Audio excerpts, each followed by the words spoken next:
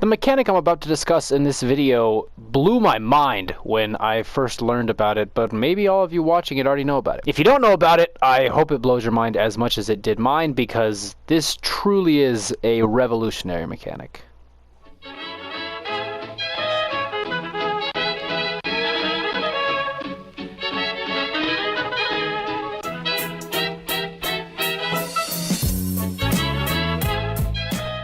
Hey everyone, this is Syntax, and in today's video I'm going to be teaching you guys how to rapidly teleport the player. Emphasis on rapidly. The first thing you're asking yourself is, Syntax, why do I care if I can teleport quickly in this game? Well, let me explain to you why you should care. See, if we grab any device, let's say we just grab a trigger here, if we go to the delay section of this trigger, you will see that the maximum intervals on the delay is exactly 1 second. I can't make it half a second, 1.5 seconds, 2.5 seconds. The max interval between intervals is 1 second. Now, because of this kind of restricted the player to be able to send signals faster than a second. That would actually link up to teleporters, teleporting the players extremely fast. It just didn't work. Now, some of you may be thinking you could theoretically set up a sequencer that hit a bunch of triggers that are linked up to teleporters, but this also didn't work. However, thanks to the legend himself, 9ace, and his newest SCP map, which I am also working on one, so keep your eye out. But anyway, thanks to him, I hit him up because in his map, you teleport extremely quickly in one section, and I was like, wait,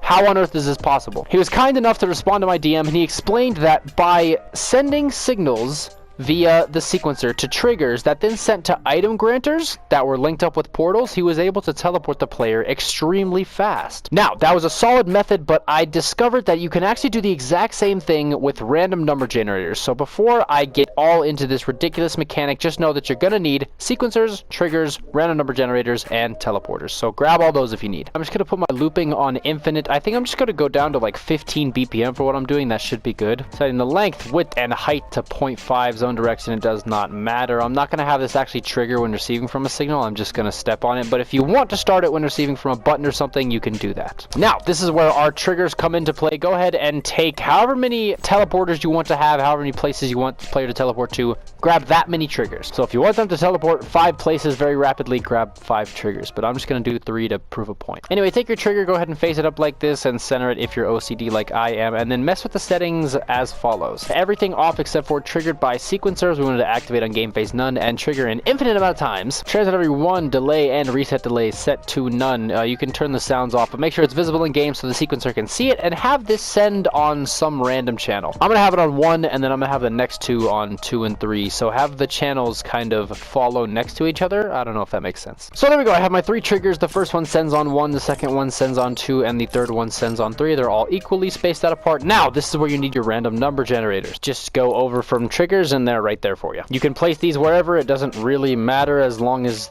they're somewhere in the map. We're going to be changing all of this to be 0 because we don't want anything to do with the scoring or whatever, however these things work. Roll time set to instant. Pick each number once, it doesn't matter. Delay, make sure it is instant. If it's not instant, this won't work properly. You want it just to set on the score type. I'm going to change the length, the width, and the height to 0.5 like I did on the sequencer. I'm going to keep the visibility on so you guys can see what's happening as well. I'm going to turn the audio off because it's annoying. Enable during phase all. Now this is going to activate when receiving from those triggers. So this activates when receiving from 1, and the next 2 will receive from 2 and 3. Oh yeah, zone backwards. I just like it to be above the numbers like that, so do that. So there we go. I have my sequencer now with the 3 triggers, and then I have the 3 random number generators being triggered by those triggers, and now we need 3 more triggers.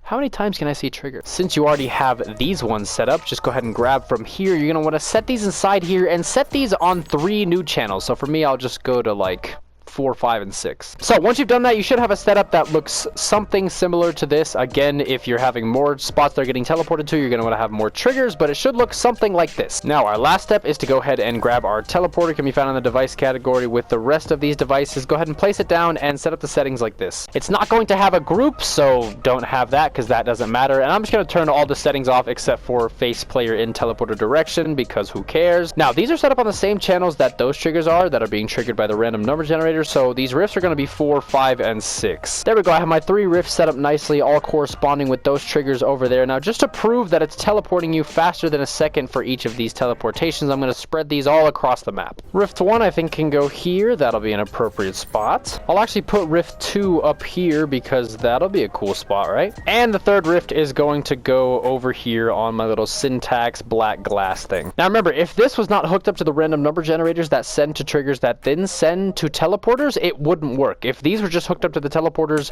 this would not teleport you at all. Anyway, so that you believe me, I'm going to go ahead and start the game and watch what happens. Remember the location of our 3 rifts. It's going to be there, then up there, then over there. Remember, I'm going to hit this. It's going to activate all those, trigger all those, teleport me to different locations, and it should end up looking pretty cool. Here we go. Pray for me.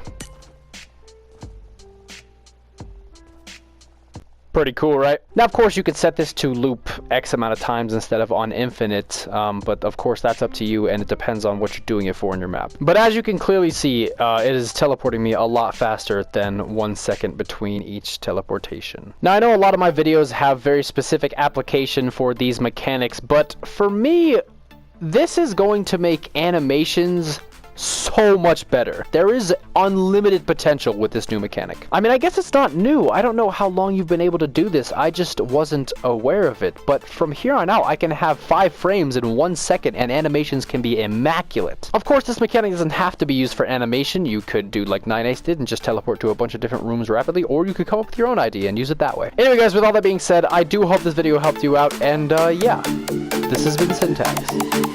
Later.